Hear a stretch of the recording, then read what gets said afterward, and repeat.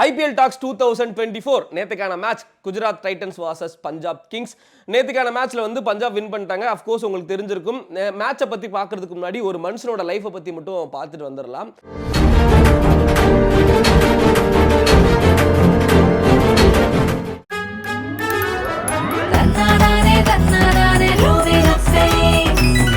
வளர்ச்சியும் வாய்ப்புகளும் தொடர தமிழும் தமிழகமும் தலை நிமிர மோடியின் கேரண்டி இருக்கு, பயம் எதற்கு? நேத்துக்கான மேட்ச்ல பஞ்சாப் வின் பண்றதுக்கு முக்கிய காரணமாக இருந்த சஷாங்க் சிங் அவரை பத்தி தான் இன்னைக்கு வந்து ஓரளவுக்கு பார்க்க போறோம். ஏன் அப்படின்னா 32 வயசு ஆகுதுங்க. வாய்ப்புக்காக அலைஞ்சிக்கிட்டே இருந்திருக்கிறாரு. 32 வயசு ஆயிடுச்சு. கிரிக்கெட்ல இதில் மும்பை இந்தியன்ஸில் 17 வயசில் ஒரு பவுலர் வந்து பால் போட்டுருக்காரு, மாபாக்கா. உங்கள் எல்லாத்துக்குமே தெரிஞ்சிருக்கும். இவருக்கு 32 வயசு ஆயிடுச்சு. இந்தியன் பிளேயரு, வாய்ப்பு கிடைக்கவே இல்லை. பஞ்சாப் டீம் வந்து தவறுதலாக ஆக்ஷனில் இவர் எடுத்துட்டாங்க. சரியா, சின்ன வயசு சஷாங்க் சிங் எடுக்கிறதுக்கு பதிலாக 32 வயசான இவரை வந்து ஐபிஎல் எடுத்துட்டாங்க. நாங்கள் தெரியாமல் எடுத்துட்டோம், நாங்கள் மாற்றிக்க முடியுமான்னு பஞ்சாப் டீமும் கேட்டிருக்கிறாங்க ஆக்ஷனில். இல்லை, நீங்கள் எடுத்துட்டீங்க, இவரை வச்சு தான் இன்றைக்கி இந்த சீசன் ஐபிஎல் ஃபுல்லாக நீங்கள் விளையாடணும் அப்படிங்கிற மாதிரி சொல்லிட்டாங்க.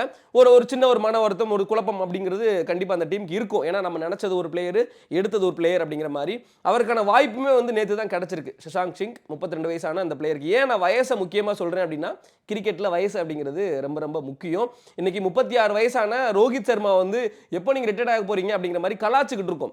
இவருக்கு 32 வயசு ஆயிருச்சு, இன்னும் கொஞ்சம் வருஷம் தான் விளையாட முடியும். தன்னோட கேமை ப்ரூவ் பண்ண முடியலையேங்கிற அந்த வருத்தம் அப்படிங்கிறது எல்லா பிளேயருக்கும் இருக்க தான் செய்யும் இல்லையா? அப்படி நேற்று கிடைக்கப்பட்ட அவருக்கான வாய்ப்பை பயன்படுத்தி அடின்னு அடித்து என்ன எடுக்கிறதுக்கு தானே யோசிச்சிங்க, என்ன எடுத்ததுக்கு தானே நீங்கள் ஃபீல் பண்ணீங்க அப்படிங்கிற மாதிரி அந்த டீமுக்கே வந்து அடித்து வின் பண்ணி கொடுத்துருக்கிறாரு. அப்படிங்கிறத தாண்டி என்ன சொல்கிறது அப்படின்னா, இந்த ஜெர்சி படம் வந்து நீங்கள் பார்த்துருப்பீங்க. அதில் வந்து நானி அந்த கேரக்டரில் இருக்கக்கூடிய நம்ம நானி இருக்கிறார்ல, எவ்வளோ போராடுவார், அவருக்கான வாய்ப்பு எப்போ கிடைக்கும் அப்படிங்கிறது வரைக்கும் போராடிக்கிட்டே இருப்பார். நல்ல பிளேயரு, சூப்பராக விளையாடக்கூடிய பிளேயரு. ஆனால் வாய்ப்பு அப்படிங்கிறது வந்து அவ்வளோ சீக்கிரம் கிடைக்காது இல்லையா? ஆனால் அந்த வாய்ப்பு கிடைச்ச வாய்ப்பை எப்படி பயன்படுத்துவாங்க அப்படிங்கிறத வந்து ரீலில் வந்து ஜெர்சி படம் பார்த்து நம்ம பார்த்து ஒரு மாதிரி பிரமிச்சோம். ரியலில் வந்து நேற்று பஞ்சாப் அந்த அணிக்காக அடித்த சஷாங்க் சிங் அவரோட பிளேயை பார்த்து வந்து நம்ம புரிஞ்சுக்கிட்டோம். வாய்ப்பு ஒரு மனுஷனுக்கு கிடச்சிச்சு அப்படின்னா அது எப்படி யூஸ் பண்ணுவோம் அப்படிங்கிறத நேற்று இவங்களை பார்த்து தான் கற்றுக்கணும்.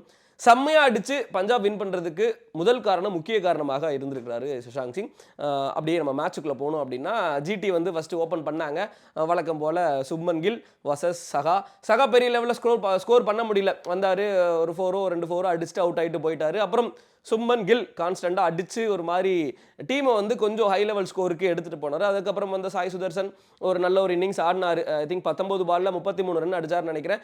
அதுக்கப்புறம் பெரிய லெவலில் யாரும் ஸ்கோர் பண்ணல. ஜிடியில் 199 டார்கெட் அப்படிங்கிற லெவலில் ஃபிக்ஸ் பண்ணாங்க. பஞ்சாப்க்கு வந்து இது ஒரு மிகப்பெரிய இலக்கு தான். ஏன்னா ஐபிஎல்ல 200 அப்படிங்கிறது வந்து ஒரு ஓவருக்கு நீங்கள் 10 ரன் அடித்தா மட்டும்தான் 200 டார்கெட்டை வந்து நீங்கள் வந்து சேஸ் பண்ண முடியும். செகண்டாக வந்து இறங்கிய பஞ்சாப் ஓப்பனிங் வழக்கம் போல் நம்ம பேஸ்டோவும் தவானும் வந்து இறங்கினாங்க. தவானுக்கு நேற்றுக்கான டே வந்து ஒரு பேடான டே நினைக்கிறேன். பெரிய லெவலில் பர்ஃபார்ம் பண்ணல, வந்தார், அவுட் ஆகிட்டு கிளம்பிட்டார். பேஸ்டோ வந்து கொஞ்சம் தட்டி ஆடினார். அதுக்கப்புறமாக வந்த சிம்ரன் சிங்னு நினைக்கிறேங்க, என்னங்க பேர் ஒன்றும் புரியவே மாட்டேங்குது. அவர் வந்து அடின்னு அடித்து ஓரளவுக்கு ஸ்கோரை வந்து ஒரு மாதிரி மெயின்டைன் பண்ணியே எடுத்துகிட்டு போனார். அதுக்கப்புறம் தான் மேட்ச்சு. சஷாங்க் சிங் வந்தார், அடித்தார். நான் நல்ல பிளேயர் தான், எனக்கு வயசாயிருச்சுன்னு சொல்லி நீங்கள் என்னை எடுக்கிறதுக்கு யோசிச்சிங்க, ஆனால் எனக்கு வயசு மட்டும்தான் ஆயிருக்கு, என்னோட கிரிக்கெட் திறமை வந்து அப்படியே தான் இருக்குது அப்படிங்கிறத வந்து அடின்னு அடித்து பஞ்சாப்க்கு வந்து மேட்சை வந்து கையில் தூக்கி கொடுத்தாரு. மேட்சை வின் பண்ணி கொடுத்துட்டோம். அடுத்த டைமாவது வாய்ப்பு கொடுங்க அப்படிங்கிற மாதிரி என்ன சொல்கிறது, நல்லா இருந்துச்சுங்க.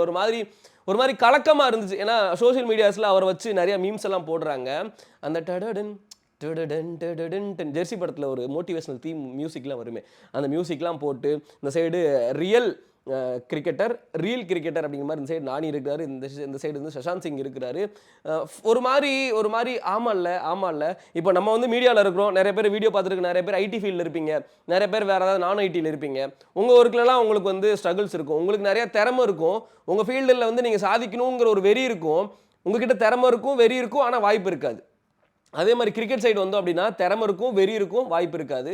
அதே மாதிரி வாய்ப்புக்காக கஷ்டப்பட்டு தான் யார், என்னோட பேட்டிங் இப்படி தான் இருக்க போகுது, நான் இவ்வளோ ஸ்ட்ரைக் ரேட்டில் ஆடுவேன், என்னோட சிக்ஸர் வந்து நான் இந்த ஷாட்டில் அடிப்பேன், 4 இந்த ஷாட்டில் அடிப்பேன்னு அந்த ப்ரூவ் பண்ணுறதுக்கே இப்படி ஒரு பிளேயர் இருக்காம்ப்பான்னு ப்ரூவ் பண்ணுறதுக்கே அவருக்கு 32 வருஷம் ஆயிருக்கு. வாய்ப்பு தான் கிடைக்கல அப்படிங்கிறது தான் ஒரு உண்மை. நேற்று நல்லபடியாக அவருக்கு வாய்ப்பு கிடைச்சது, அந்த வாய்ப்பை பயன்படுத்திக்கிட்டார் அப்படிங்கிற மாதிரி தான் சொல்லணும். இந்த வீடியோ வந்து லிட்ரலி ஒரு மனுஷனுக்கான வீடியோ. எஸ், சஷாந்த் சிங்கான வீடியோ மட்டும்தாங்க இந்த வீடியோ. அதை தாண்டி ரிவ்யூலாம் வந்து என்ன மாதிரி நிறைய பேர் கொடுத்துருப்பாங்க. இந்த மாதிரி இவங்களை பற்றி பேசுறதுக்கு தான் யாரும் இருக்க மாட்டாங்க அப்படின்னு நினைக்கிறேன். இந்த ஐபிஎல்லை பொறுத்த வரைக்கும் நிறைய சீனியர் பிளேயர்ஸ் எல்லாம் யாருமே பெருசாக பெர்ஃபார்ம் பண்ணலங்க. எல்லா டீமும் எடுத்துக்கிட்டாலும் சீனியர் பிளேயர்ஸ் யாரும் பெர்ஃபார்ம் பண்ணல. நிறைய யங் பிளேயர்ஸ் வந்து பெர்ஃபார்ம் பண்ணிகிட்டு இருக்கிறாங்க, அவங்களோட திறமையை காமிச்சிக்கிட்டு இருக்கிறாங்க. எனக்கு தெரிஞ்சு நம்ம இந்தியன் கிரிக்கெட் டீமோட கவுன்சில் இருக்காங்க இல்லையா, பிசிசிஐ திணற போகிறாங்க. ஏன் அப்படின்னா, எந்த பிளேயரை நம்ம எடுக்கிறது, T20 வேர்ல்டு கப்பாக இருக்கட்டும், இந்தியன் டீமுக்காக இருக்கட்டும், எந்த பிளேயர் எடுக்கிறது, வர்றவன் போகிறவன் எல்லாமே செம்மையாக அடிக்கிறான், சூப்பராக விளையாடுறாங்க, நல்ல ஸ்ட்ரைக் ரேட்டில் வச்சுருக்காங்க, நல்ல பவுலராக இருக்கிறாங்க, நல்ல பேட்டராக இருக்காங்க, நல்ல ஃபீல்டராக இருக்காங்கங்கிற மாதிரி நம்ம இந்தியன் யங் பிளேயர்ஸ் நிறைய பேர் அவங்களோட ஃபுல் எஃபோர்ட்டை போட்டு அவங்களோட ஃபுல் திறமையை வந்து காமிச்சிக்கிட்டு இருக்கிறாங்க. எந்த இடத்துலையுமே பிசுறு தட்டாமல். அந்த வகையில் ரிங்கு சிங் நீங்கள் பார்த்துருப்பீங்க, அடி மனுஷன் பொலன்னு பொழந்துக்கிட்டு இருக்கிறாரு. நம்ம மயங்க் யாதவ், அவரை பற்றி பேசி ஆகணும். ஆஸ்திரேலியன் பிளேயர் ஸ்டீவ் ஸ்மித் இருக்கார் இல்லையா, அவர் வந்து ஒரு ஸ்டேட்மெண்ட் ஒன்று கொடுத்துருக்கிறாரு. நான் மயங்க் யாதவ் பவுலில் நான் விளையாடணும் அப்படிங்கிற மாதிரி போட்டிருக்கிறாரு. நினச்சி பாருங்க, ஒன் ஆஃப் த பெஸ்ட் பேட்டராக இருந்திருக்கிறாரு ஒரு டைமில். அவர் சின்ன பையனான மயங்க் யாதவ் அவரோட பாலில் நான் விளையாடணும். மயங்க் யாதவ் நம்ம LSDயில் இருக்கிறாரு, நம்ம லக்னோ சூப்பர் ஜெயிண்ட் அங்கே இருக்கிறாரு, LSG அந்த டீமில் இருக்கிறாரு. நான் அவரோட பவுலிங்கில் வந்து விளையாடணும். ஏன்னா மனுஷன் விருட்டுன்னு போடுறாரு அந்த பையன். 155 156 இந்த ஐபிஎல் சீசனில் ஃபாஸ்ட் பவுலர், அதிக ஸ்பீடில் போடக்கூடிய பவுலரில் நம்பர் 1 அவர் தான் இருக்கிறாரு. நம்ம ஸ்டார்க்கெல்லாம் அப்படியே ஒரு ஓரம் கட்டிட்டாங்க. நல்லா பேஸ் பிடிச்சி கரெக்டாக சூப்பராக போடுறாரு.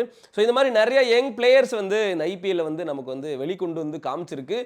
யாராருக்கெல்லாம் வாய்ப்பு கிடைக்க போகுது, யாரெல்லாம் வாய்ப்பு இல்லாமல், நம்ம சஷாங்க் சிங் மாதிரி 32 வயசு ஆகியும் வாய்ப்பு இல்லாமல் எப்போ வாய்ப்பு கிடைக்கும்னு காத்துட்டு இருக்க போகிறாங்க அப்படிங்கிறது தெரியல.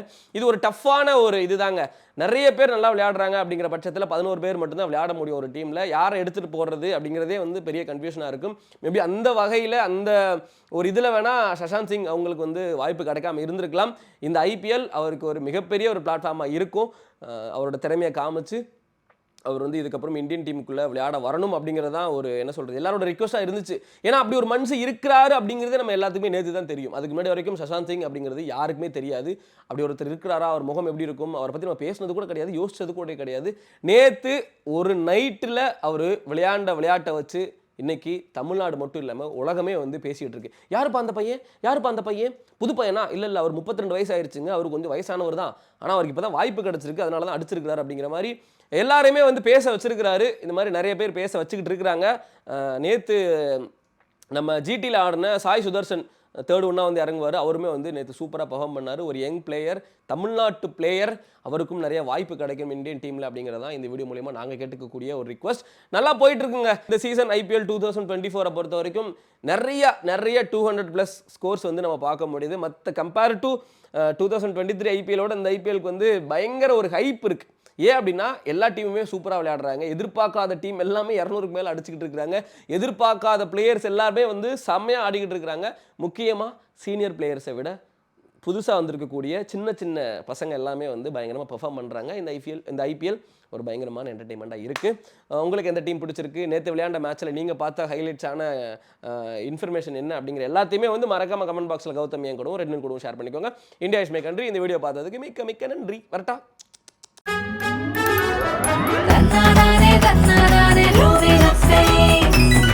வளர்ச்சியும் வாய்ப்புகளும் தொடர தமிழும் தமிழகமும் தலை நிமிர மோடியின் கேரண்டி இருக்கு. பயம் எதற்கு?